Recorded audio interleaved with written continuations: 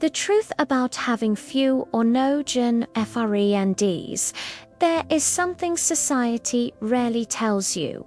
If you have few friends, or maybe no friends at all, it doesn't automatically mean something is wrong with you. But from a very young age, we are taught the opposite. We are taught that popularity equals success, that having many friends means you are likable, that being alone is a sign of failure, weakness, or social inadequacy. So when you look around and realize your circle is small or non-existent, a silent question starts to grow inside you. What's wrong with me? And that question can follow you for years. But what if the truth is much deeper than that? What if the reason you don't fit easily into groups? What if the reason shallow conversations exhaust you? What if the reason you feel disconnected from most people is not because you lack something, but because you possess something rare? Most people never stop to examine this. They chase friendships the way they chase validation. They collect people the way others collect objects. And they mistake noise for connection. But you are different. And before we even talk about the 6 rare characteristics, you need to understand one essential truth. Having few friends is not the same as being lonely. Loneliness is an inner emptiness, a painful hunger for connection that is never satisfied. But solitude is something else entirely. Solitude is when your inner world is so rich, so active, so deep, that you don't feel the need to constantly fill the silence with people. And people who misunderstand this will project their fears onto you. They'll say you're antisocial. They'll say you're cold. They'll say you need to open up more or put yourself out there. But what they don't realize is this. Not everyone is built for surface-level connection. Some people are wired for depth, and depth is rare. Depth is uncomfortable for most people. Depth requires presence, honesty, and emotional courage. Depth forces people to confront themselves. That's why so many avoid it. If you've ever felt like conversations around you were repetitive, if small talk drains your energy instead of energizing you, if you've ever felt like you see the world in layers others don't even notice, that's not social failure. That's perceptual difference. You don't bond easily because you don't bond cheaply. And this is where many people get confused. They assume that social ease equals social intelligence. But often it's the opposite. People who move easily between groups often adapt by becoming what others expect. They mirror, they blend, they soften their edges. But people like you don't blend well because you're not designed to. You are designed to observe, analyze, and feel deeply. And that comes with a cost. When you think deeply, you notice contradictions. When you feel deeply, you sense insincerity. When you observe deeply, you see patterns others ignore. That awareness naturally limits who you can tolerate. Not everyone can meet you where you are. And subconsciously, you know that, so you withdraw, not because you're afraid of people, but because you value your inner peace more than forced connection. And here's something very few people talk about. People with rare inner traits often spend long periods of life misunderstood.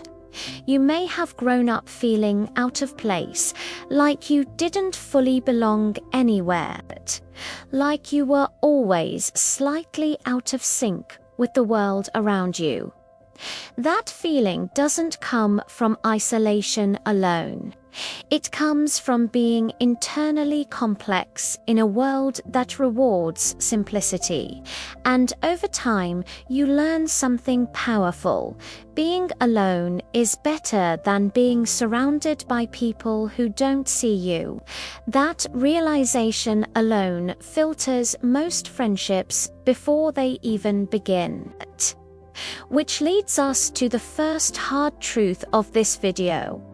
Most people are not capable of the kind of connection you require. And that's not arrogance. That's awareness. You don't want 10 friends who barely know you. You want one conversation that feels real, one connection that doesn't require a mask. And until you find that, you would rather stand alone than pretend.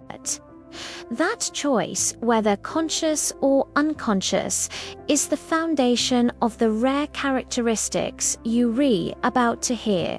In the next part, we'll begin uncovering the first of the 6 rare characteristics that people with few or no friends often possess. And as you listen, something important will happen. You'll stop asking, "What's wrong with me?" And you'll start asking, "Why am I different?" Because difference is not a flaw. It's a signal. It's the first 3 rare characteristics. Now that you understand why having few or no friends is not a flaw, it's time to talk about what actually makes you different. Because there are specific characteristics that tend to appear again and again in people who walk alone, not by failure, but by nature. These traits are not loud, they don't seek attention, they don't announce themselves. In fact, most people who possess them don't even realize how rare they are. Let's begin with the first one. Rare characteristic number 1.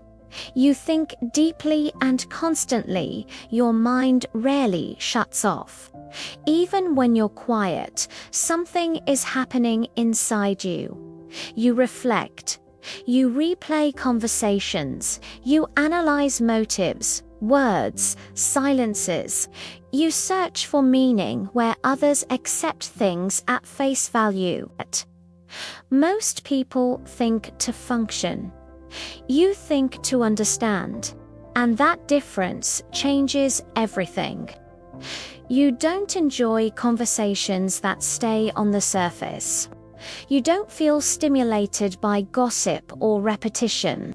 You get bored quickly when nothing new is being explored. This makes social interaction difficult, not because you lack skill, but because your mind moves at a different depth. You are not interested in filling time. You are interested in exploring reality. And here's the hidden cost of deep thinking. It isolates you, because when you see more, you also see inconsistencies. You notice when people contradict themselves. You notice when emotions don't match words. You notice when someone is speaking to impress rather than to connect. And once you notice these things, you can't unsee them. That awareness creates distance. Not because you judge others harshly, but because shallow interaction feels mentally exhausting. So instead of forcing yourself to engage, you retreat into thought. To others, it looks like withdrawal. To you, it feels like clarity. Rare characteristic number 2. You value authenticity over acceptance. You don't know how to be fake. Even when you try, it feels uncomfortable, like wearing clothes that don't fit your body.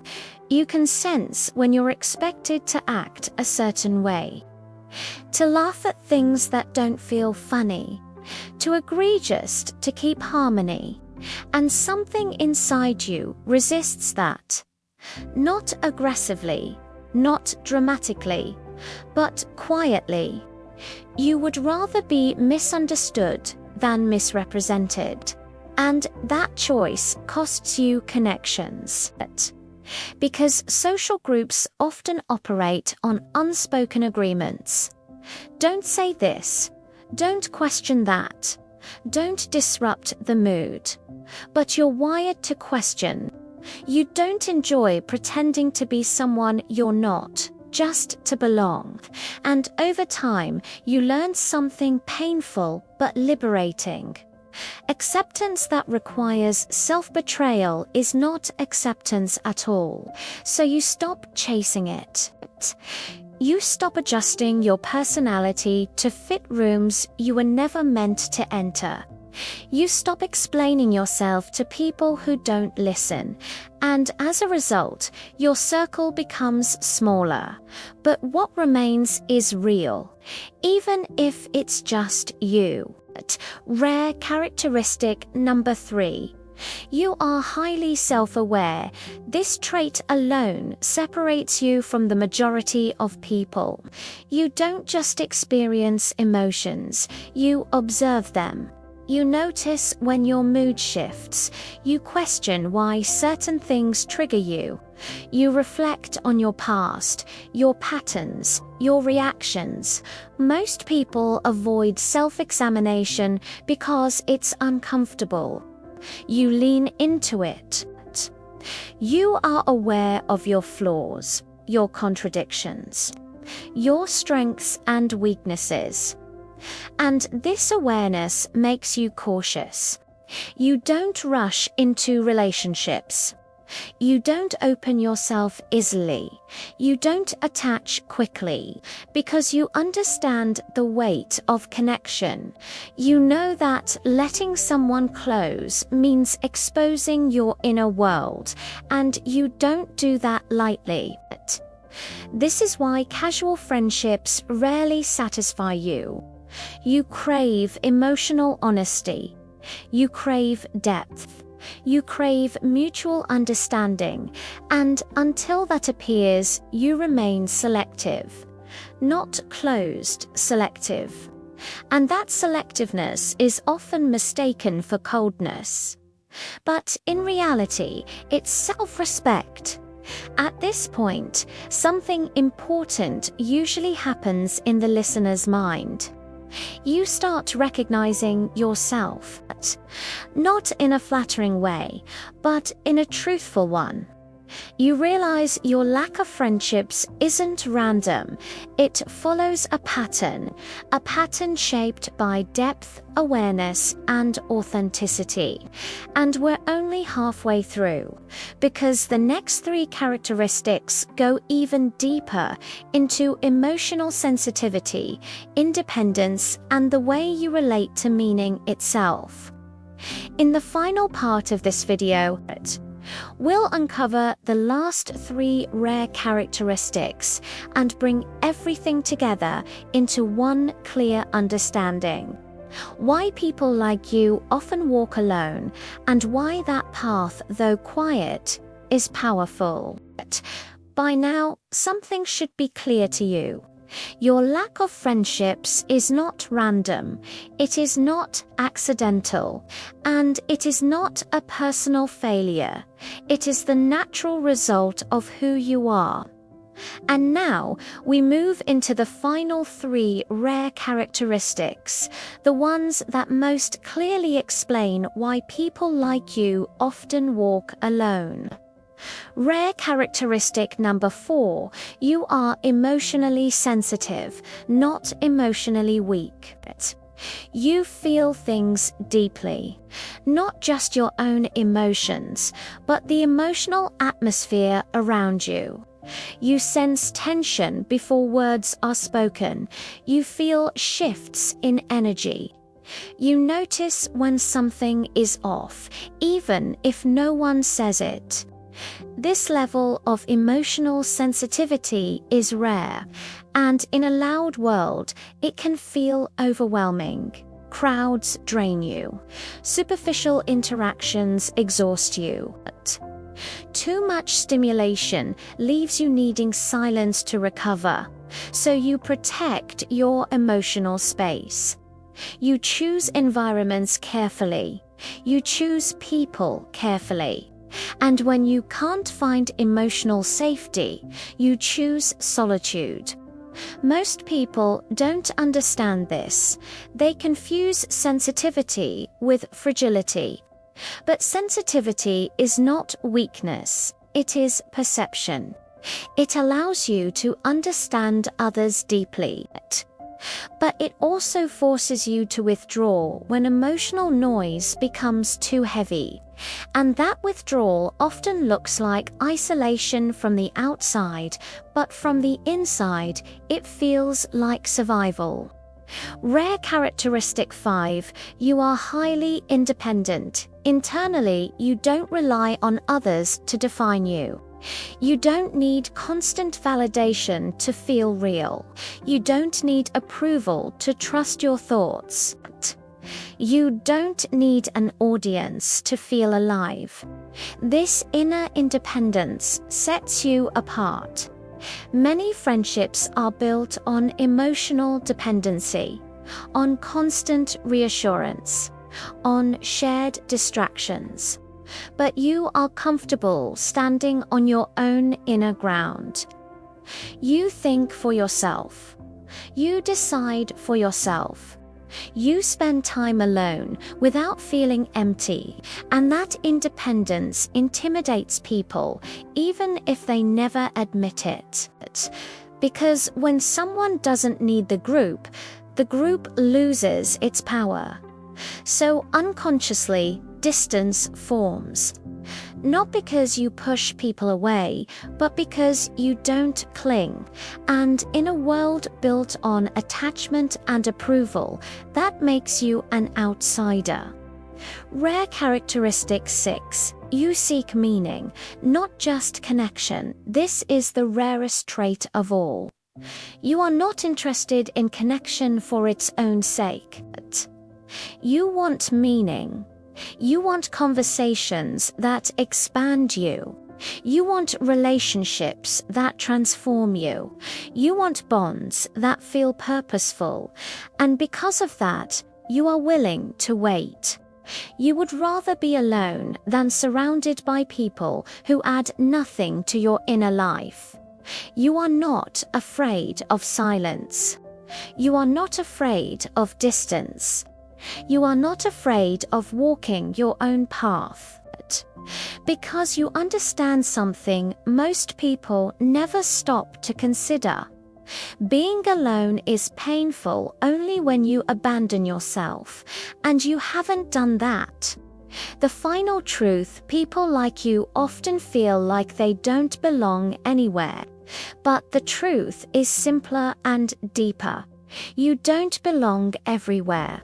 You belong where depth is valued, where honesty is respected, where silence is not awkward, where presence matters more than performance.